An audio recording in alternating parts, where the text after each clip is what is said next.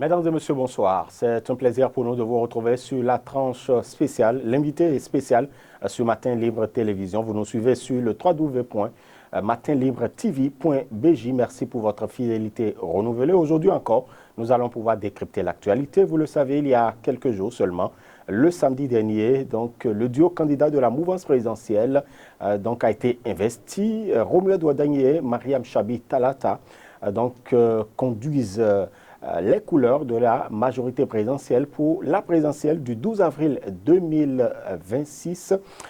Le discours du candidat, sinon du porte-étendard, a été justement largement suivi. Et nous allons pouvoir le décréter et parler des enjeux pour l'élection du 12 avril 2026. Et l'exercice, nous allons le faire avec Patrice Rungeva, celui-là qu'on ne présente plus. Il est membre du parti politique Union progressiste Le Renouveau. Patrice Rungeva, bonsoir. Bonsoir, cher journaliste. Merci pour la disponibilité. C'est toujours un plaisir d'être avec vous. Voilà. Pour l'acteur politique que vous êtes, quelle est la portée que revêt pour vous une cérémonie d'investiture de candidat? Je voudrais d'ores et déjà, une fois encore, comme j'en ai l'habitude, remercier Matin Libre TV pour cette occasion qui m'est offerte une fois encore pour le décryptage de l'actualité politique nationale. Et l'actualité du moment, comme vous venez de le rappeler, c'est cette majestueuse cérémonie d'investiture du duo candidat de la mouvance présidentielle. Vous venez de le demander, il faut simplement retenir que cette investiture a une portée totalement historique. Historique dans la mesure où, pour la première fois dans notre pays, nous avons vu des partis politiques désigner un candidat et programmer son investiture officielle. Cela dénote donc du changement de cap que notre pays vient de connaître en matière donc de représentation du peuple, en matière donc de processus électoral, et cela est à saluer simplement pour le bien de notre démocratie. Très bien. Et donc, cette cérémonie d'investiture de candidats, déjà dans la forme, que trouvez-vous dans la forme, dans l'organisation pratique de cette cérémonie d'investiture de candidats? Dans la forme, il ne faut pas aller chercher loin. C'est déjà une prescription des tests qui régissent donc l'ensemble des partis qui portent aujourd'hui la candidature du duo Wadagné Talata. Chacun de ces partis, dans son organisation et par rapport aux tests qui le régissent, dispose clairement qu'une fois que le candidat ou le duo candidat est désigné ou choisi, il doit être organisé de façon formelle une cérémonie d'investiture. Et donc, partant du fait que cette fois-ci, ce n'est pas un seul parti qui est procédé au choix de ce duo candidat et qu'il s'est avéré que c'est l'ensemble des partis soutenant donc l'action du gouvernement, donc l'ensemble des partis de la majorité présidentielle et parlementaire qui portent cette candidature. Le dispositif de l'investiture a donc été un dispositif commun. Ça vient ajouter donc un caractère beaucoup plus solennel à cette cérémonie qui, dans la forme, est en réalité une fête de l'ensemble des partis de la mouvance présidentielle, parce que au même moment qu'il s'agissait donc de sacrifier donc à une tradition qui est prescrite par les tests de ces partis-là, c'est également un moment de fête, c'est également un moment donc pour ces partis-là de dire à la face du monde que une fois, on est capable donc de porter ensemble un seul candidat. Très bien. On aurait, sinon c'était, on aurait voulu une forte mobilisation au niveau du stade omnisport donc de Parakou. La mobilisation, on pourrait dire qu'il y a eu assez de restrictions qui a fait qu'il n'y a pas beaucoup de monde qui a été constaté. Comme vous pouvez l'imaginer, chers journalistes, une investiture telle que je venais de vous le décrire, ce n'est pas un meeting politique. Et vous constaterez plus tard dans le débat que lorsqu'on parle d'une investiture et qu'on vient déjà commencer à faire la guerre des chiffres en termes de mobilisation, on fausse le sujet. On parle d'une investiture et l'investiture, c'est donc la représentation de chaque formation ayant désigné le duo qui est autorisé à participer à cette investiture. Et donc, chacun de ces partis qui a porté son choix sur ce duo candidat, une organisation a été mise en place. Des quotas ont été bien déterminés pour chacun de ces partis-là pour participer à cette investiture officielle. C'est ce qui a été respecté. Comme vous l'avez dit, c'est une investiture qui, au-delà de son caractère partisan, revêt quand même une importance dans le processus électoral. Et donc la question de la sécurité est très importante pour un tel événement.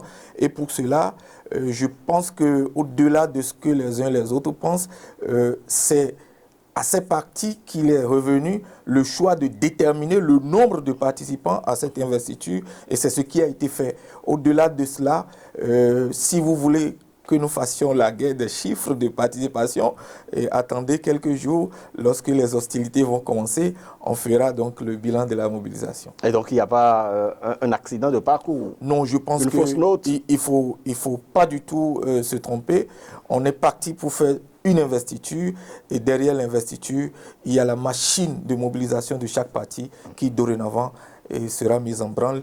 Et en ce moment-là, lorsqu'il s'agira donc de faire le meeting de lancement de la campagne du duo candidat Ouadagni Talata, monsieur le journaliste, vous verrez et je reviendrai ici pour que vous me reposez la même question. Très bien. Et donc la grosse artillerie, c'est pour bientôt alors? Exactement, je vous le confirme. Très bien. Il y avait quand même un certain nombre de figures qui étaient attendues. On pourrait, parce qu'ils sont tout de même, elles sont membres quand même des partis politiques ayant désigné Romuald Ouadagni, Mbono Amoussou par exemple, Mathurin Kofi Nago, Antoine Yukola Olé. On aurait voulu avoir ces figures à cette cérémonie d'investiture de candidat. Qu'est-ce qui n'a pas marché? Je peux tout de suite vous rassurer et vous dire que et une fois encore, lorsqu'on parle d'investiture, vous avez vu, c'est toute une organisation qui a été mise en place, c'est toute une mobilisation, c'est toute une logistique, c'est un certain nombre de choses qui ont été bien déterminées par l'équipe d'organisation composée donc des membres des 4 formations politiques. Et pour répondre à votre question, je retourne un temps soit peu en arrière pour vous dire que le processus qui a conduit à la désignation donc, du duo candidat Ouadagni Talata est un processus bien huilé, un processus qui permet à l'ensemble des corps constitués de chaque parti de se prononcer et d'accepter ou d'adouber donc le choix qui a été fait. Au niveau donc de chacun de ces partis-là, le processus a été respecté. Et comme vous pouvez vous en douter, au niveau donc, de l'Union progressiste par exemple, le comité des sages, composé donc des personnalités dont vous parlez là, Bruno Amoussou, Mathurin Nango, etc., toutes ces personnalités ont été totalement consultées et ont approuvé dans ce processus-là le choix qui a été fait. Maintenant, quant à leur déplacement pour aller sur place, alors que nous savons que nous avons dans le processus beaucoup d'autres rendez-vous qui leur permettront de ne pas faire toute cette distance-là, de ne pas avoir à forcément se déplacer sur parcours pour pouvoir montrer à la face du monde leur caution pour ces candidatures-là. Je pense que nous avons d'autres occasions et leur absence le samedi dernier n'est guère une polémique qu'il faut nourrir inutilement. Ce sont des personnalités du parti Union progressiste Le Renouveau ou d'autres partis de la majorité présidentielle qui soutiennent fermement la désignation qui a été faite et je pense qu'ils ont eu l'occasion de s'exprimer, ils auront davantage l'occasion de s'exprimer, vous aurez l'occasion de les écouter, ils auront l'occasion de participer à des meetings, vous les verrez dans la foulée. Je pense que l'instant d'une investiture ne doit pas être suffisant pour que des personnalités de haut rang, qui sont les comités des sages des différents partis, soient forcément obligés d'être présents. Très bien. Et on en vient maintenant donc, au discours du candidat, notamment du porte-étendard donc, de la majorité présidentielle. Romuald Ouadagni a prononcé son discours, il était très attendu. Déjà, quelle est la lecture sommaire que vous en faites? D'ores et déjà, il faut rappeler, comme l'a dit le candidat, qui ne s'était pas encore agi d'un discours projet de société, d'un discours programme. Exactement. Il s'agissait donc, comme lui-même il a eu à le rappeler, il s'agissait de dire aux membres des différents partis politiques présents, aux sympathisants de ces partis, et à toute la population qui n'a pas pu être désignée pour aller à l'investiture, mais qui le suivait de loin, de leur dire quelques convictions fortes. Il a juste rappelé quelques convictions fortes. Et je voudrais revenir un peu là-dessus Oui. pour dire la première conviction forte qu'il a rappelée, c'est que les défis sont connus. Aujourd'hui, et comme on le dit, on n'est pas en train, en 2026, d'aller à une élection présidentielle où on ne connaît pas les défis qui attendent notre pays. Il a dit que les défis sont totalement connus et que ces défis sont tellement appréciés et appréhendés qu'il sera facile de les aborder. Surtout que les plus difficiles des étapes qui doivent nous conduire au développement ont été déjà parcourus les 9 dernières années. Ça a été sa conviction forte réaffirmée. Une façon pour lui de dire à l'ensemble donc de toute la population béninoise et particulièrement à l'ensemble donc des militants et militantes des formations qui portent sa candidature, de leur dire qu'il connaît ce qu'il y a à faire, qu'il connaît la responsabilité qu'on est en train de lui mettre sur la tête et qu'il n'hésitera pas à l'assumer. Et plus tard dans son discours, il a dit d'ailleurs, il accepte la responsabilité et va l'assumer avec toute la légitimité et toute la légalité possible une fois que, au soir donc, du mois d'avril, du 12 avril, il sera porté à la tête de notre pays. La deuxième conviction forte qu'il a rappelée au cours de cette investiture, c'est ce que je peux appeler aujourd'hui le génie béninois qui constitue notre force, c'est l'unité nationale. Il a rappelé que pendant qu'en ce moment, dans le monde entier, dans la sous-région, nous assistons à des mouvements de crise, à des situations de crise un peu partout, il est aujourd'hui constant de constater que notre peuple, le peuple béninois, a su toujours aller tirer son énergie de son unité. Et donc pour lui, l'unité nationale restera la force sur laquelle le prochain président qu'il souhaite devenir par la grâce de Dieu et par le soutien donc de la population béninoise, l'unité nationale sera cette force-là qui devra vraiment lui permettre, connaissant déjà les défis à relever et sachant déjà ce qui reste à faire, de réussir sa mission et donc la mission pour laquelle il a été investi en compagnie de son duo et de Mme Talata. Très bien. L'unité nationale, vous faites bien d'évoquer justement ce pan et cette composante-là qu'a rappelé le candidat donc Romuald Ouaddagne. L'unité nationale, est-ce que cela devient aujourd'hui un défi quand certains observateurs estiment que ces 9 dernières années, les gouvernants ont contribué à une certaine fracture sociale dans notre pays? Vous savez, comme on le dit, j'ai l'habitude de dire, oui, la fracture sociale, ce n'est qu'une interprétation. Moi, je vois plutôt l'unité nationale comme la capacité de notre peuple à parler avec lui-même, la capacité des Béninois à se parler, la capacité donc des institutions de notre pays à continuer à fonctionner normalement sans qu'il y ait une rupture. Comme nous le constatons au niveau de certains pays aujourd'hui, où on a basculé carrément dans des situations incontrôlables, oui, où carrément on n'arrive plus à se parler. Ce n'est pas le cas aujourd'hui au Bénin. Qu'on le veuille ou pas, les Béninois continuent de se parler. Vous savez, je ne connais pas aujourd'hui un Béninois qui peut dire qu'il n'arrive pas à aller chez son prochain pour discuter avec lui. Je n'en veux pour preuve. Regardez récemment ce qui s'est passé avec l'expression de foi du député Basile Ahossi.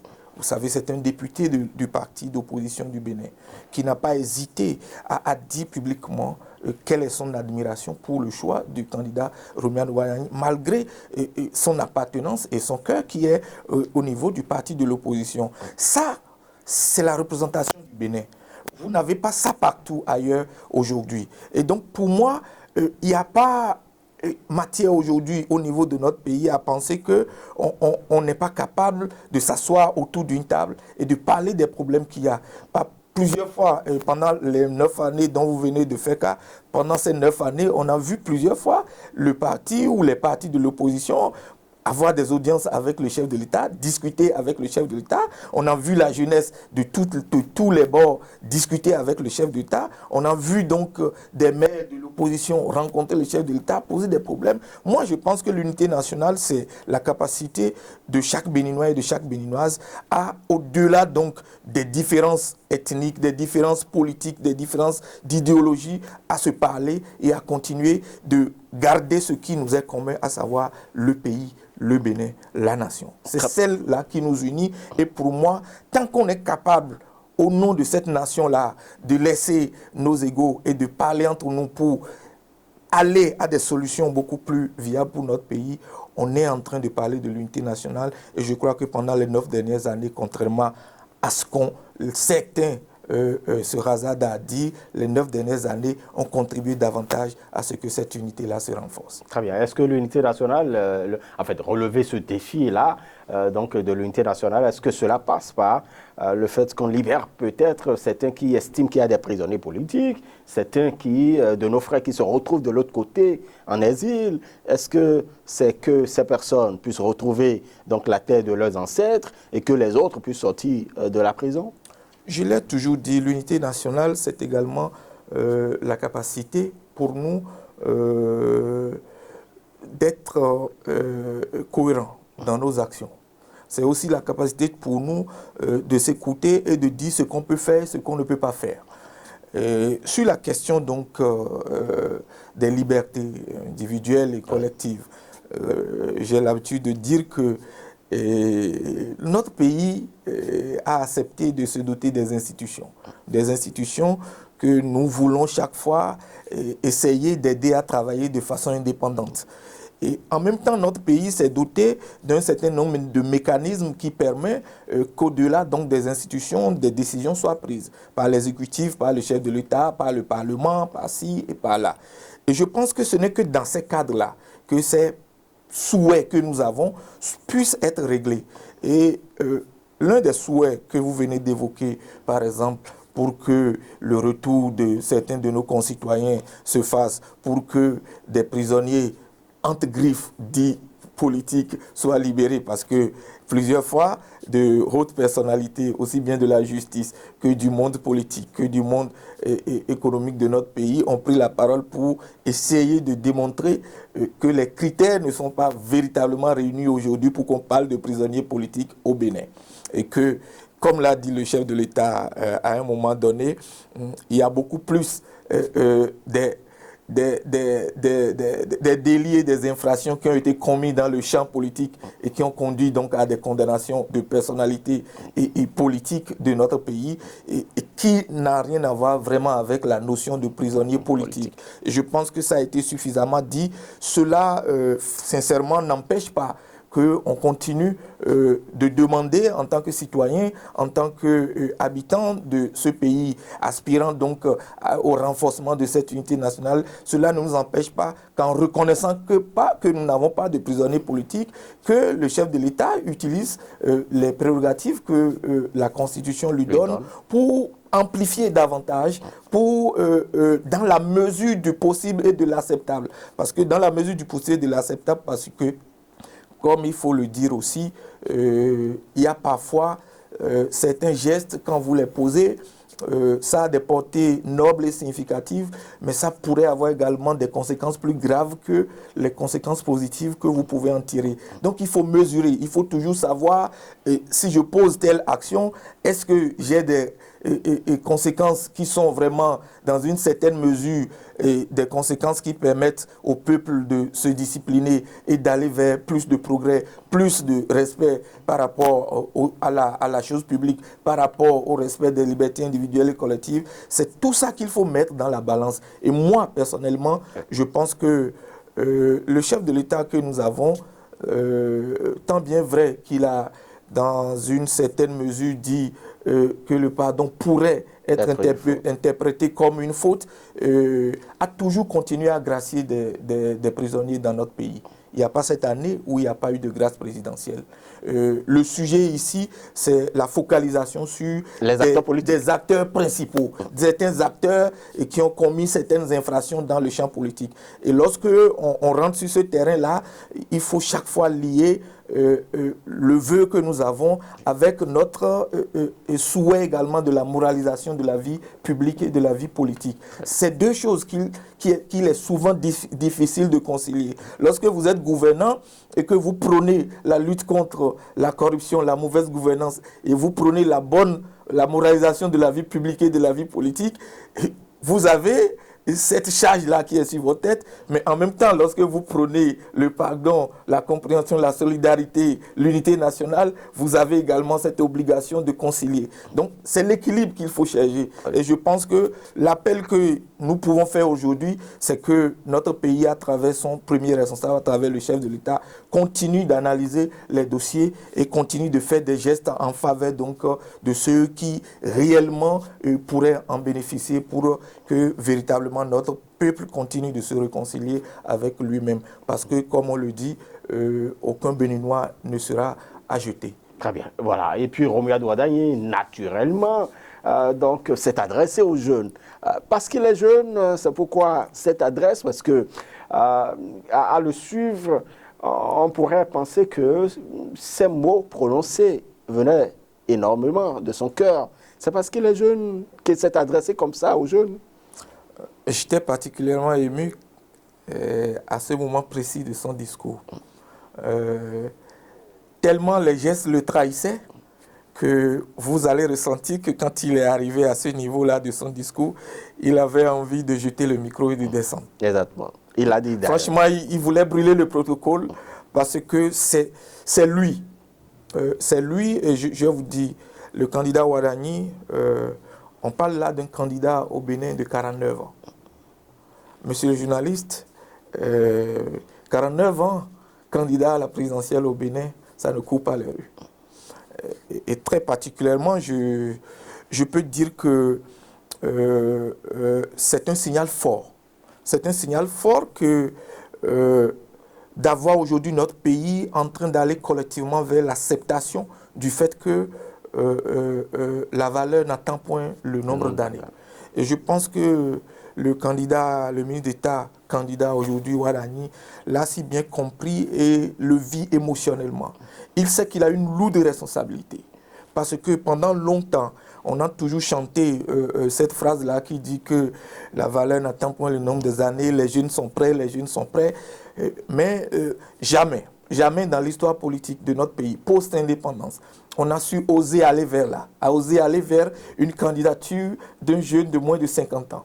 Alors, pour une première fois, ça y est, le choix a été fait par des partis politiques, par des gens qui ont pensé qu'avec le choix de Ouadagni, on va prouver une fois de bon au Bénin que la jeunesse béninoise est prête.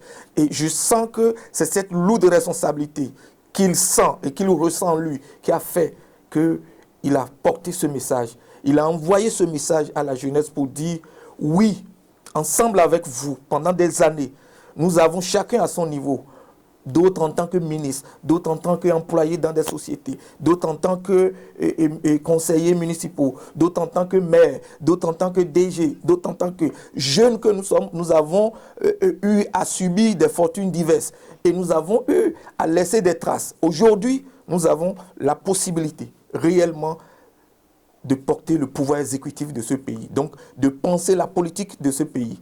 Et je voudrais que la jeunesse puisse se rendre compte de cette responsabilité, de cette lourde responsabilité. Je veux que ce soit vous, les jeunes, qui portez ma candidature. C'est ce message de cœur. Et vous sentez effectivement, quand il passait le message, que cela venait réellement de son cœur, parce que pour lui, c'est le Yes We Can de la jeunesse qu'il essayait de sortir. Oui, jeunesse, vous pouvez. Oui, jeunesse, nous pouvons. C'est ce message qu'il essayait en quelques minutes d'adresser de façon directe et tout droit, en regardant la jeunesse dans les yeux. Il a essayé de leur envoyer ce message. J'ai l'impression que ce message était déjà entendu depuis sa désignation et que l'instant de l'investiture lui a simplement permis de donner réellement l'émotion qu'il faut à ce message. Très bien. Celui qu'on a vu samedi dernier, c'était Robert Douadaï ou c'était Patrice Talon 2? Vous savez,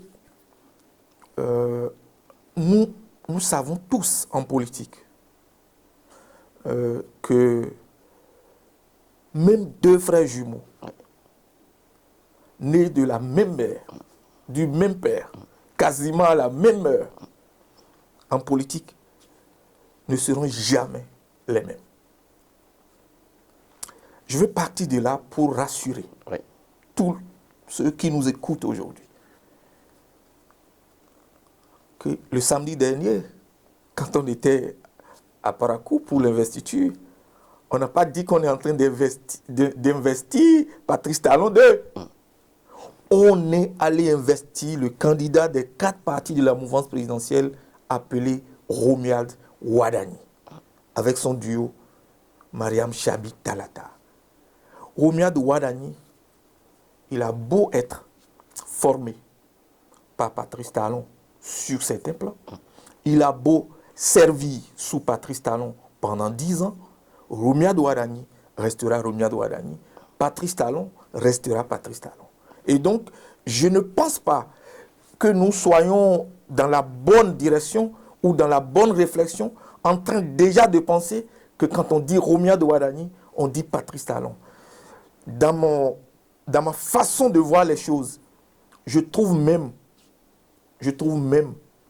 que nous serons agréablement surpris de voir encore dans notre pays un candidat, un président encore plus jeune que Patrice Talon, mais qui va marquer sa présidence par des actions totalement visionnaires et par des actions qui soient dans la suite de ce qu'il a appris auprès de Patrice Talon, mais qui soient effectivement des actions qui incarnent sa façon de voir notre pays, sa façon de voir les citoyens de ce pays, sa façon de voir que ce soit l'unité nationale, sa façon de voir la démocratie, sa façon de voir la gouvernance publique, sa façon de voir telle ou telle autre chose.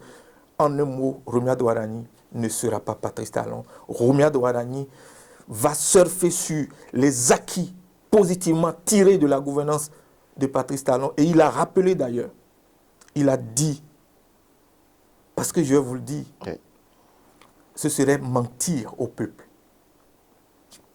que de dire que Romuald Wadani ne porte pas les gènes positifs de la détermination et du courage de Patrice Talon. Autrement, il ne pourrait pas servir à ses côtés pendant 10 ans. Mais dites-moi, ces gènes-là de courage, de détermination, ce génie d'invention et de réflexion que le président Patrice Talon a, n'a-t-il pas apporté des résultats concrets pour notre pays? Pour moi et pour l'ensemble des jeunes, des femmes et militants de ces partis politiques qui viennent de porter le candidat Wadani, la réponse est oui.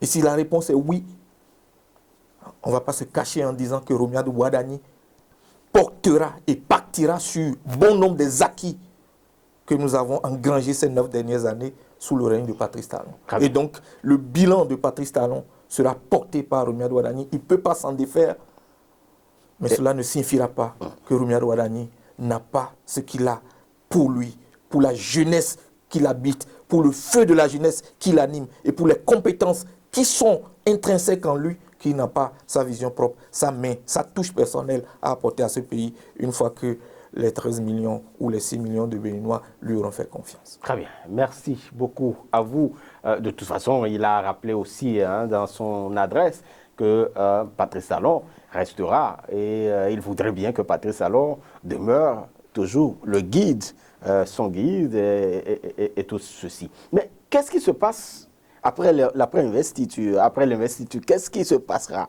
concrètement quand on fait une investiture comme celle-là? Qu'est-ce qui se passe en attendant? Parce que très bientôt, dans quelques jours seulement, nous aurons donc le démarrage du dépôt des dossiers à la Commission électorale nationale autonome. Et puis après la validation, tout ça, et puis nous irons aux élections dans quelques mois. Qu'est-ce qui se passera? D'ores et déjà, il faut comprendre que, comme je l'ai dit en début de cet entretien, l'investiture, c'est une démarche formelle. Et c'est une démarche, comme je l'ai dit, qui est née donc de la réforme du système partisan et des grands partis que nous avons aujourd'hui qui, dans leurs tests, prescrivent que ce soit un passage obligatoire.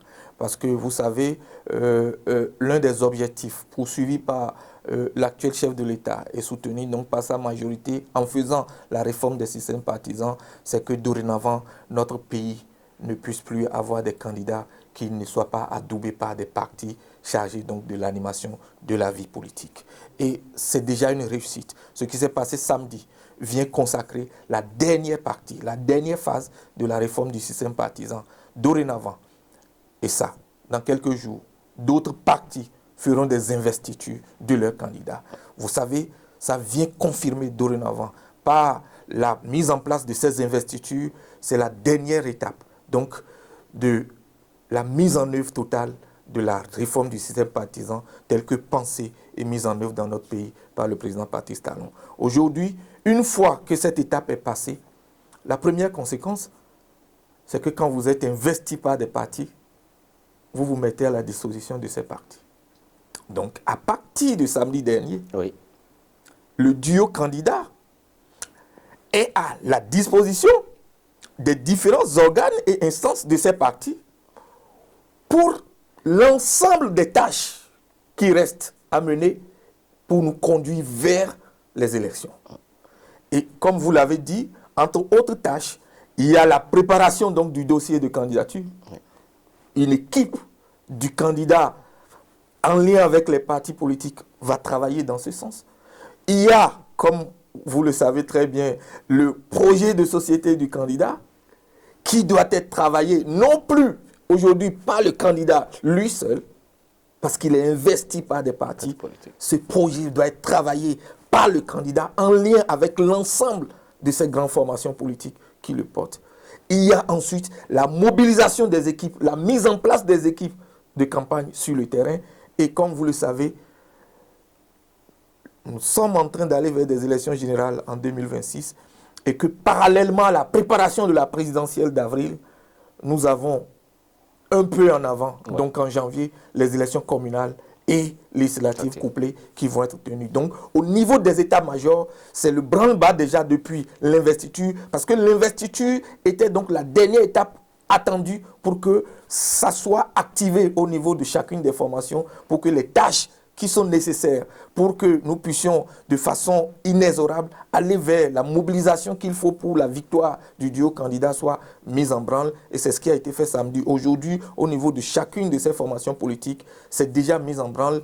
Les organisations sont en train déjà de travailler, les équipes sont déjà mises en place et le travail se fait sur chacun des domaines qu'il faut pour que nous puissions aller vers ces élections-là et gagner les élections générales de 2026, puis la présidentielle d'avril. Très bien. Et nous avons vu des partis politiques portés comme Radouadaï. En 2016, on avait vu des partis politiques de grands regroupements porter Lionel Zinsou. Est-ce qu'il n'y a pas le risque que ce qui s'est passé en 2016 se passe en 2026? Je l'ai toujours dit, deux contextes ne peuvent jamais se comparer en politique. J'ajoute à ça, deux individus ne peuvent jamais se comparer en politique. Le contexte de 2016 ne peut pas être comparé au contexte de 2026. Et le candidat de 2016 ne peut pas être comparé au candidat de 2026. Rien que sur ces deux tableaux, on ne peut pas imaginer qu'on se retrouve dans le même scénario pour ensuite venir dire que les mêmes causes produisent les mêmes effets. Parce que j'ai l'habitude de dire que les mêmes causes ne produisent les mêmes effets que lorsque l'environnement est le même, lorsque les conditions sont les mêmes. Dites-moi, aujourd'hui, on n'est pas dans les mêmes conditions qu'en 2016. On n'est pas dans le même environnement politique que 2016. On n'est pas dans la même organisation des partis qu'en 2016. On n'est pas dans la même désignation, la même recherche de profil de candidature aujourd'hui qu'en 2016. Donc pour moi, quand l'ensemble de ces conditions de 2016 ont eu le temps de ne pas être les conditions de 2026 et que les candidats de 2016 ne sont pas les candidats de 2026, il n'y a pas de risque pour que la situation de 2016 se reproduise. Quand j'ai fini de dire ça, Oui. la seule vérité dont tous les militants de nos partis, de nos formations politiques, des 4 partis de la mouvance présidentielle et parlementaire sont vraiment conscients, la seule vérité, c'est qu'aucune élection n'est gagnée d'avance. Si vous dites ça, mais la réponse est oui tout de suite. C'est pour ça que nous ne tombons pas dans l'euphorie que malgré que notre candidature, notre duo candidat emporte l'adhésion populaire au-delà même de nos formations politiques, nous ne tombons pas dans l'euphorie. Au contraire, c'est un appel que nous avons à mieux nous organiser, à mieux structurer notre démarche, à mieux structurer notre mobilisation, à mettre en place des équipes de terrain et à écouter davantage nos populations, à écouter davantage nos militants et nos sympathisants, pour que, aussi bien dans notre projet de société finalisé, aussi bien dans l'approche que nous allons utiliser pour parler à nos concitoyens, que ces approches-là puissent nous permettre réellement de les convaincre de ce que pour 2026 et pour l'avenir de notre pays, il n'y a pas meilleur choix que le choix du duo Ouadani Talata. Très bien. À part le duo, Romiad Ouadani, Mariam Chabi Talata, il y a un autre duo qui, d'ici là, sera connu au niveau du parti d'opposition Les Démocrates. Mais avant, on connaît quand même le porte-étendard du parti FCBE. Le colistier, dans quelques heures, sera connu. Et bien évidemment, il est prévu l'investiture d'ailleurs le 11 octobre prochain. Et le duo candidat également des démocrates sera connu le 11 octobre prochain au regard donc d'un certain nombre d'informations distillées par le secrétariat national à la communication de ce parti politique. Vous voyez ce qui se passe de l'autre côté. Déjà 34 candidats à la candidature pour porter les couleurs du parti d'opposition Les Démocrates. Ça vous dit quelque chose? Au nom de la démocratie, nous sommes suffisamment intéressés par ce qui se passe et ce qui va se passer de l'autre côté. Mais au nom donc du principe d'organisation que nous avons, nous ne perdons pas notre énergie à nous occuper de ce qui se passe de l'autre côté. Notre énergie aujourd'hui est beaucoup plus investie à nous organiser davantage, à mieux peaufiner nos stratégies, à mieux parler à nos militants, à regarder nos structures de base, à voir comment est-ce que nous sommes prêts pour affronter les différentes échéances qui viennent. C'est ça qui nous occupe fondamentalement aujourd'hui. Mais c'est toujours intéressant de voir les concurrents. Mais bien entendu, je l'ai dit, bien entendu, nous sommes suffisamment intéressés de savoir ce qui se passe de l'autre côté. Et nous trouvons l'occasion, comme vous d'ailleurs, d'avoir des informations de ce qui se passe. Mais pour la démocratie, je dois vous dire, il sera important que très très vite, nous soyons donc au courant de la désignation des autres duos candidats. Parce que, vous savez, comme l'a souhaité le président de la République, et comme il a été demandé également la dernière fois lors de l'investiture, nous souhaitons vivement que les élections générales de 2026 soient une fête électorale au Bénin. Et une fête électorale n'a lieu que lorsque il y a la possibilité pour les différents partis politiques, les différentes sensibilités de participer donc à la fête et pour que réellement le contenu de l'unité nationale puisse davantage se manifester. Et donc nous sommes suffisamment intéressés de savoir, nous ne savons même pas pourquoi nos amis prennent du temps à se décider. Souhaitons que cela vienne et que cela nous permette réellement de participer à une vraie compétition électorale. Tout compte fait, nous nous sommes préparés, nous avons travaillé et aujourd'hui nous pouvons remercier donc les instances de l'Union progressiste Le Renouveau, du Bloc républicain qui, en lien avec le chef de l'État, ont pu trouver en notre sein un candidat et un duo qui aujourd'hui, de notre point de vue, reste et restera, quel que soit le format, le meilleur possible pour notre pays à partir de 2026. Et c'est convaincu de cela que même si nous sommes intéressés par ce qui se passe de l'autre côté pour la désignation de ces duos, ce qui nous préoccupe par contre, c'est beaucoup plus notre organisation et la mobilisation de nos militants sur le terrain. Très bien. Merci beaucoup à vous, Patrice Mouieva. Merci. Nous sommes à la fin, malheureusement, de cet entretien. Votre mot de fin?